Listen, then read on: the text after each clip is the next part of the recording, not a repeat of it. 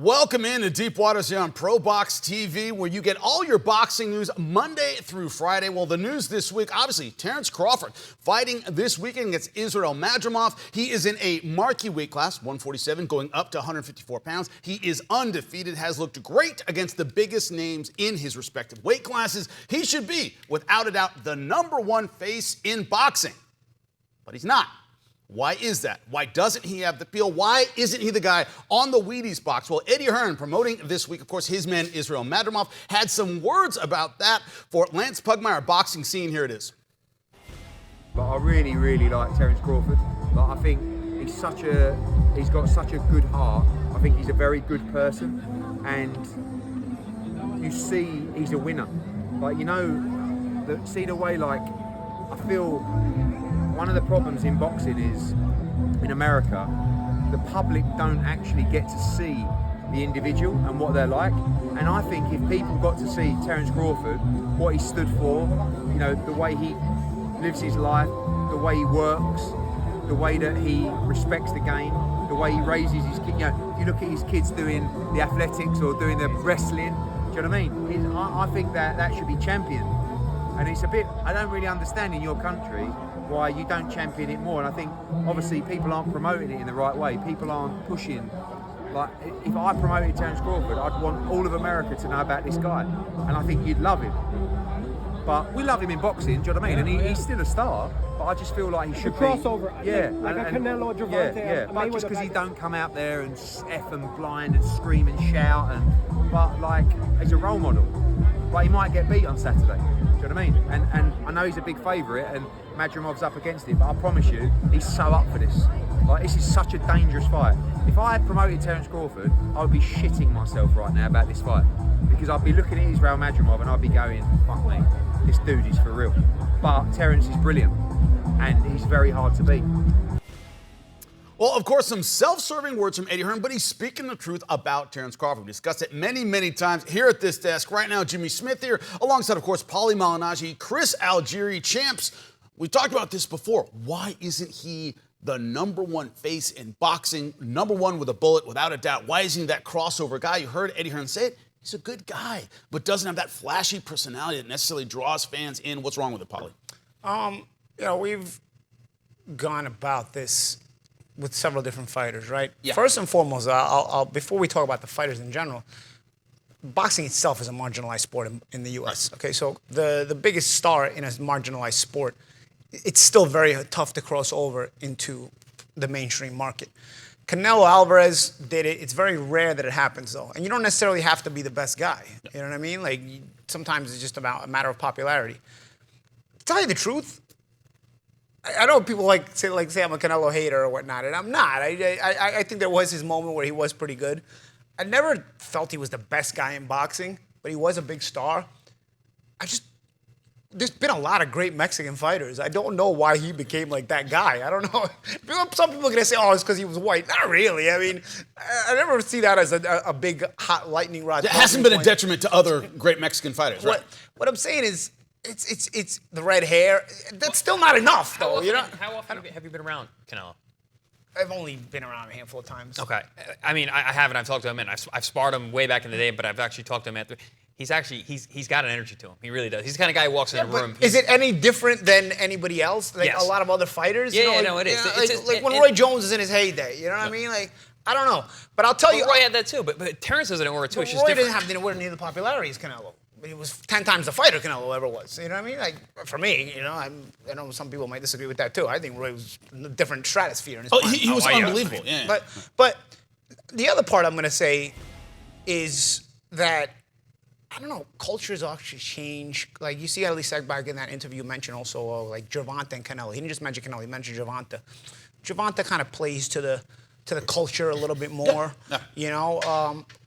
Not that Crawford doesn't, I mean, but playing to the culture, if you don't play to all the avenues of the culture, including the bad, it's like the culture doesn't grasp onto you either. I feel like Gervonta has been grasped on by the culture. And Gervonta's also an excellent fighter. Right. I think he actually gets better and better, you know, in his prime right now. But, you know, Crawford is, like we were talking about, an exemplary guy, a good guy. There was a time in America where an African-American fighter could do that, could be that, and be a still a mega star. It was Sugar Ray Leonard. Exactly. Yeah, 100%. But yeah. sometime between 1976 and 2004, when Andre Ward did it, something changed, bro. You're gonna, maybe it's controversial. I can't even, honestly, bro, if I start to go into it, we might not even be allowed to do it on YouTube, so I can't go into it. You know what I mean? I can't go into it publicly here because it's not my channel. But what I'm saying is between those 28 years, Andre Ward and Ray Leonard give you that same homebody, good guy, wholesome image. Both are Olympic gold medalists. Both are phenomenal, phenomenal fighters. Why does one cross over the way he did and one doesn't? And so I think Crawford is an extension of this. Crawford actually has had to turn his life around a little bit. He got shot. He was a little bit of a street kid, But he has, and nobody grasps onto it. I just don't know if that sells. I don't know why it doesn't sell. I just think the morality of society in general has fallen, so that's not cool anymore. I don't know, man. I couldn't put my finger on it exactly, but yeah, this guy, who does so much for so many people, including his own family, really, it would be cool to see him pushed a little bit more. To see a good guy elevated. Does he have the biggest personality? No, he doesn't. He doesn't. But there's other ways you can do it. I don't think Ray Leonard had the biggest personality. Yeah, he had the wink and the smile. They say whatever, but that smile could kill, though, man. He had a smile. I mean, Crawford has, there's a wittiness to Crawford too, though. There's in a different way. I don't know, man. We could go in so many directions.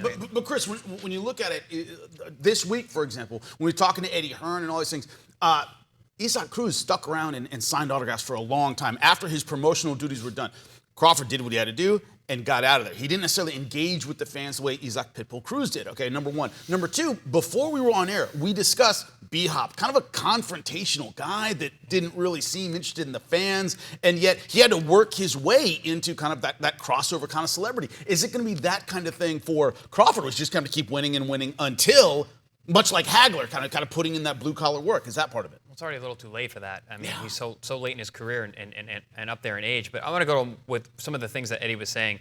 And some of the things Eddie said made some really good points, but also he's wearing his promoter hat as well. So you got to take some of it with a grain of salt. But he did make some very good points. And he talked about the underpromotion of Terence Crawford, which I believe started in his Top Rank years. He was wildly underpromoted by Top Rank early on. But he re-signed with them. But the money was there, the build was there. Everyone thinks about the best promoters in the world. The best promoter, the guy who can really build you, is Top Rank. But they didn't take that route with Terence. I don't know if they didn't see it. They didn't see the crossover appeal. But what Eddie was saying, part of it falls on Terence because he's talking about his life, his kids. How much does he really want to put out there? We live in a world of social media. I think it's a matter of circumstance. He fell in between the cracks because we're in a transition phase of the world and social media. So 20-some years ago, 28 years ago, there wasn't social media then. So when you had a guy like Ray Leonard was on magazines and cereal boxes and commercials, and he flashed a smile, but God, he was a killer when he was in there.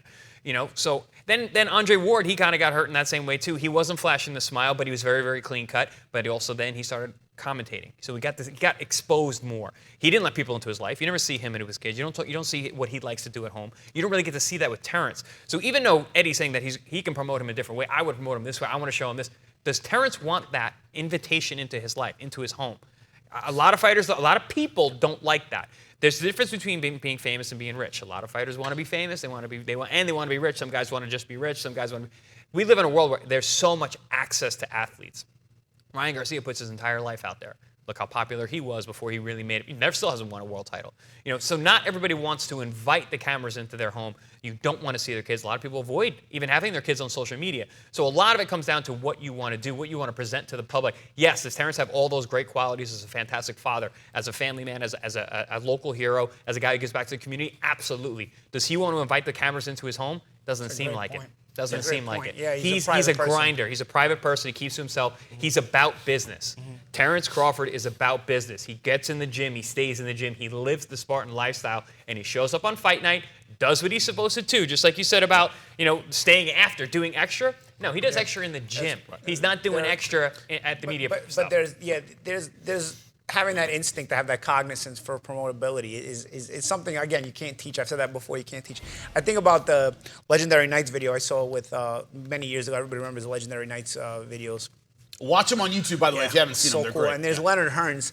And I can remember seen the press conference, the video footage of the press conference of Leonard and Hearns, and they're both put their fists up, right? And Leonard is not looking at Hearns, and Hearns is giving that mean scowl. So you can play that, and you got to figure out how you're going to play that, right? Yeah. You got a moment to decide.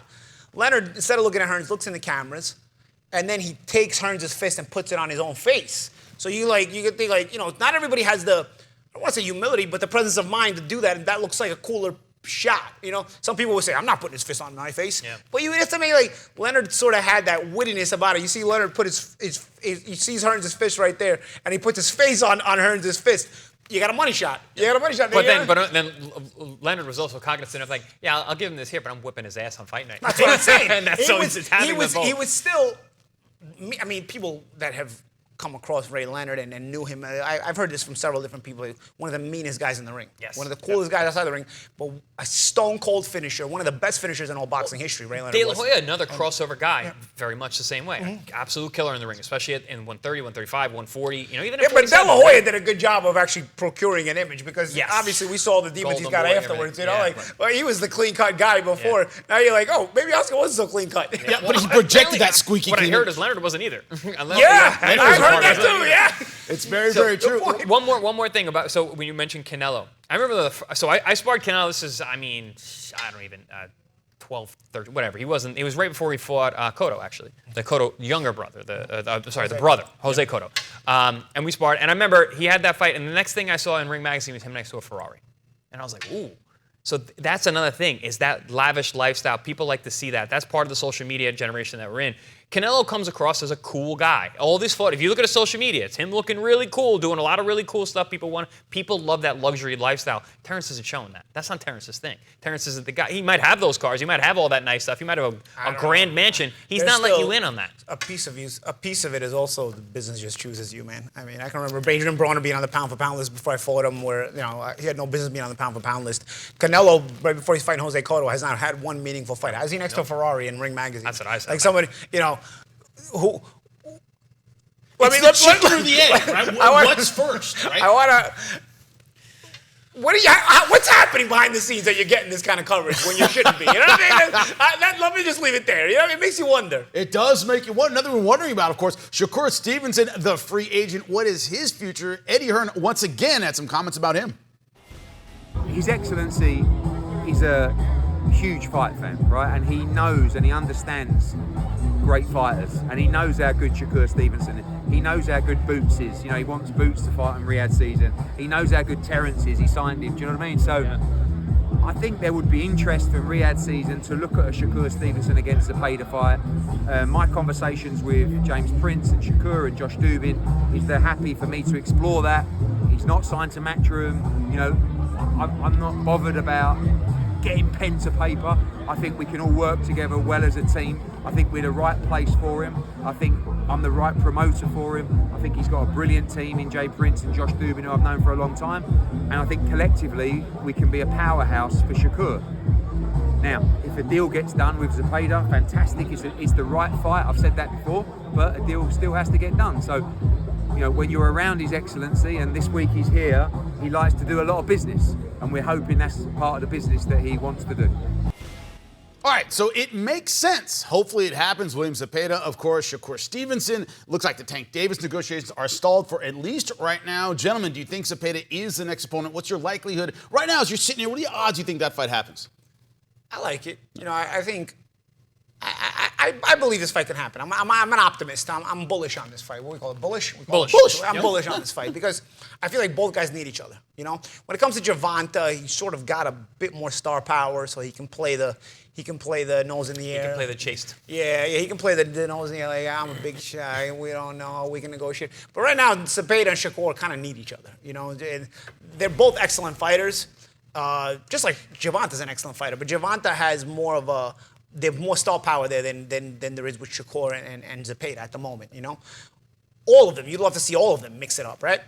But I think because of the fact that Shakur and Zepeda sort of need each other right now, there's a connection there where they're ready for that next level, and they haven't been able to get to it. They've been so impressive, even if people complain about how not exciting Shakur's been. It doesn't matter. He's been dominant. Cepeda's been dominant. You need each other, and that's why I'm bullish on the fight, and I'm optimistic that it happens.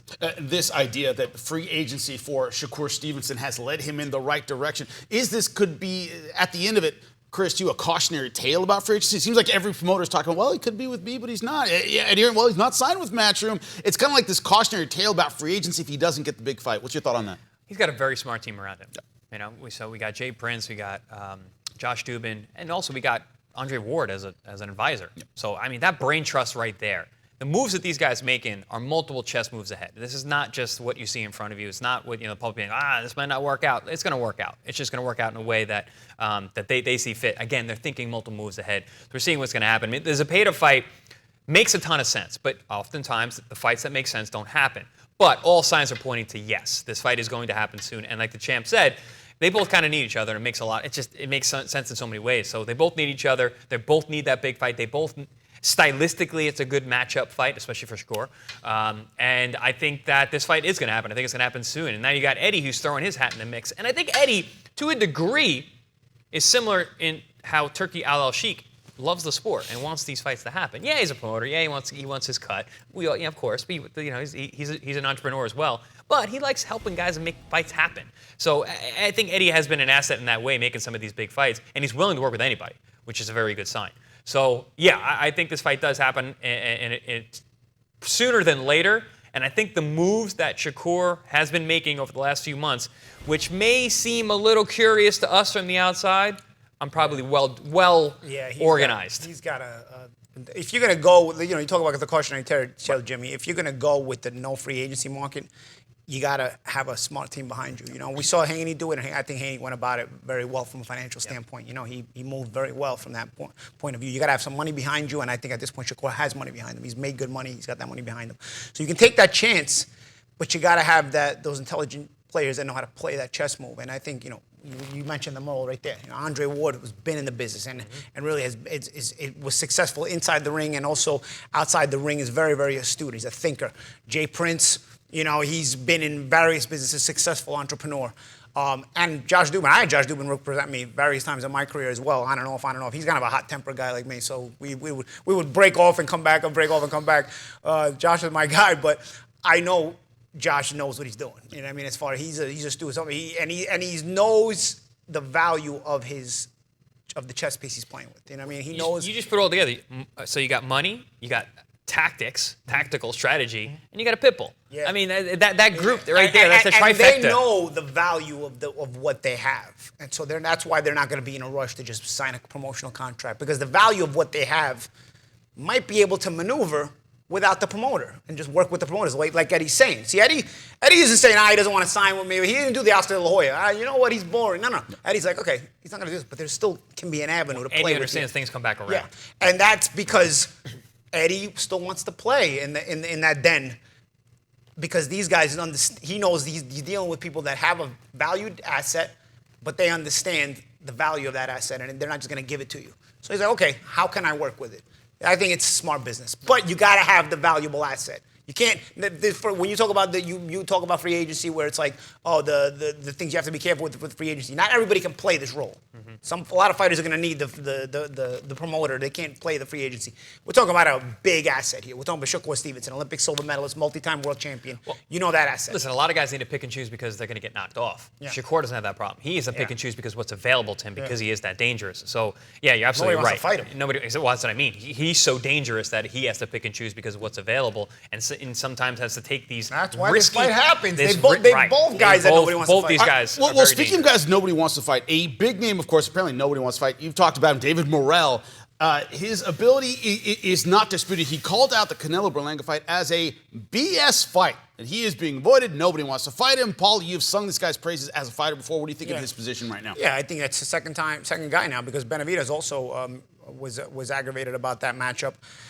Morrell, and with no disrespect to Berlanga, who is a top 10 super middleweight, he's a world-class super middleweight, there is still a very big separation here between the Benavidez, Morrell, and the rest of the super middleweight division for me, and that includes Canelo. Canelo's not in those top right there. I think they blow right through Canelo, like I said. Like I've said it again and again. They mow him right down like a train running over an SUV on train tracks. There is Benavidez and Morrell in the super middleweight division, and then there's everybody else. And Canelo is on the everybody else. He's not in the Benavidez Morrell. He's in the everybody else at this point. So you're forcing guys to go up to light heavyweight because you can't get title shots. The sanctioning bodies have no backbone. Nobody's even going to bother stripping this guy. They're just going to let him go on his retirement tour and take the belts with him. I remember Chavez Sr. had a retirement tour, but at least he didn't hold the belts hostage during it. Right. You know what I mean? He fought De La Hoya. He lost the title. Then he tried to fight for the title against Zoo, I remember. Or did he lose the title against Zoo? Remember he fought Zoo and Zoo stopped him. And then after that, he kind of went on his retirement tour, you know, and he didn't take the belts hostage with him. You know, he actually competed and fought the top guys, let the top guys challenge him, let himself get knocked off. And you know what, bro? He's still the legendary Mexican champion that every person says, bar none, is the best Mexican fighter ever. So it's not going to affect your legacy if you do it right, okay? I think this affects legacy more because he turns people off and it just gets people annoyed because now you're hurting the sport because the wheel cannot turn. You jam the wheel at super middleweight. You're forcing guys to get out of the weight class because you're not giving anybody title shots unless you feel. And that doesn't necessarily mean disrespect to Berlanga, but obviously Canelo feels he can beat Berlanga. And he gets to decide, well, I don't think I can beat this guy, so I'm going to downplay him, and so I don't want to fight him. You can't do that when you're holding all 4 of the titles. You can't do it. You can't have it, Hendry. You can't commiserate. What do we? Can't have it. Commiserate. Can't have it. Commiserating, coming over, talking. We can't have it. Gotta go home. Gotta go home. Gotta go home. Canelo. Gotta go home. But you look at the Carlos Jose, who he's fighting this Saturday. Does he have to have that?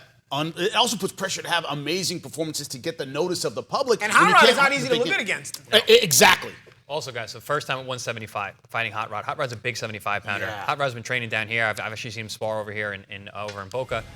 He's a guy from the Tampa side. We've had him on our ProBox TV air, as you can see on our screen right now, on our graphics.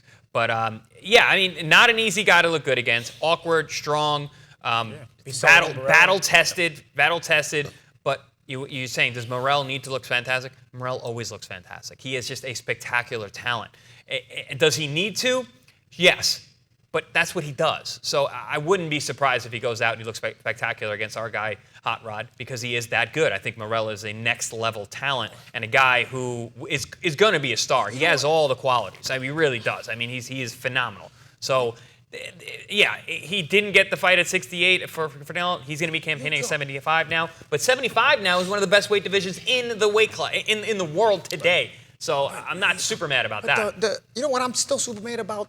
If this guy would have got rid of the belts years ago, Benavidez and Morrell would be swirling around each other as world champions. Yeah. And there would be a demand. And the demand for that fight would be growing and growing and growing as they defend their titles against other super. So when you're making that point so about Chavez, then you Chavez, finally make that fight together, and it's a boom. Instead, we never got to grow. But this happens all the time. It's not just the Canelo effect, right? Because this happened, and when you mentioned the De La Hoya Chavez, that was a perfect example of that. Because Chavez still went out like a warrior. He fought the next up-and-coming superstar who became a superstar that night. When De La Hoya beat Chavez, that was the anointing. That was the passing of the crown. The sport went on. The sport got to grow, and De La Hoya became a massive, massive star. Look at Jaron Ennis. He sat outside circling the Terence Crawford, Errol Spence, and he's nowhere near the star level he should be at now because of this situation. Same thing is happening with Morrell and Benavidez. I like what Morrell and Benavidez are doing is they're carving their own lane. They're jumping up to 75, like, well, I'm going to go fight the baddest guys possible.